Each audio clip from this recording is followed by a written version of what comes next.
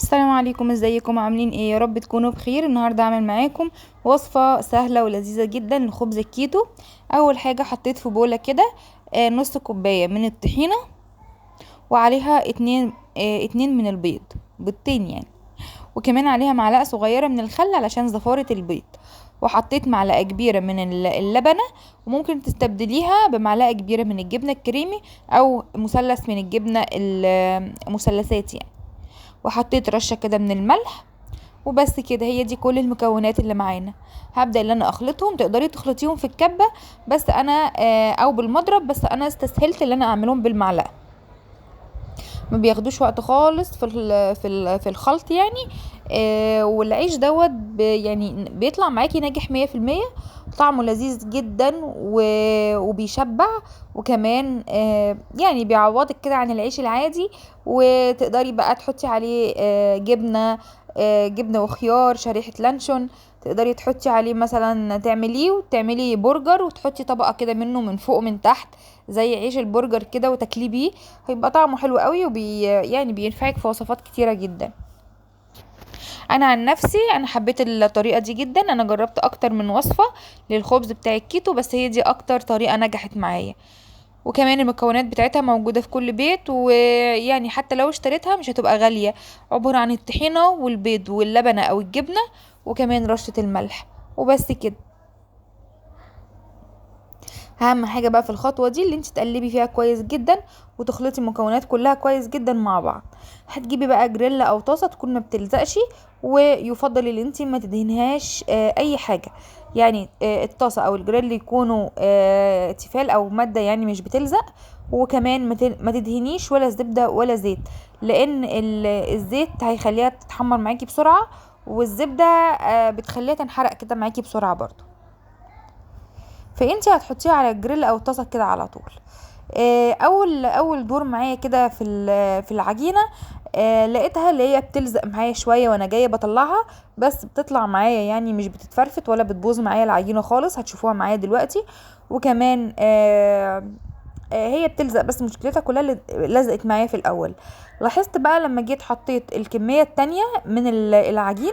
طبعا هي الطاسه كانت سخنه جدا، كانت على النار بقالها حوالي دقيقتين على ما العجين ده مستوى او العيش ده مستوى.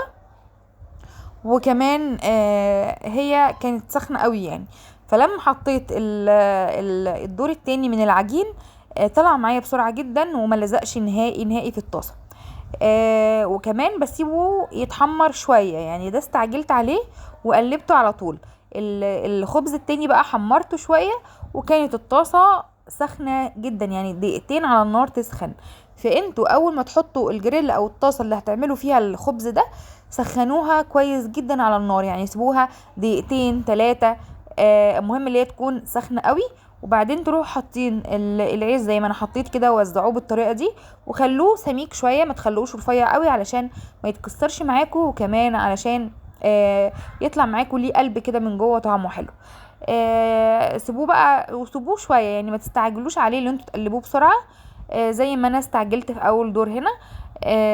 لا، سيبوه شويه، سيبوه حوالي دقيقتين 3 كده، لما ياخد وش من تحت كده ويتحمر كويس، وبعدين ابداوا قلبوا فيه. يعني لما تيجي تجربي كده طلعيها بالمعلقه كده علشان تطلع معاكي، خليها يعني حسي اللي هي بتطلع معاكي بسهوله. عارفين انتوا هتلاقي العجينه كده بتتحرك معاكي في الطاسه عادي خالص، مش لازقه زي العيش ده. هتشوفوا دلوقتي انا قصدي ايه. بس العيش ده طعمه خطير، طعمه حلو قوي. مش باين فيه اللي هو عيش بالطحينه قوي يعني، هي طعم الطحينه خفيف جدا كده فيه. وطعمه حلو قوي، وكمان بيشبع.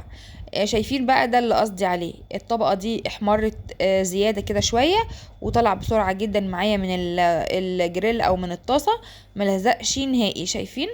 مفيش اي حاجه لازقه. اللي لازق ده كان اللي لازق في الطاسه ده كان من الدور الاول في التسويه الاولى بتاعت العيش.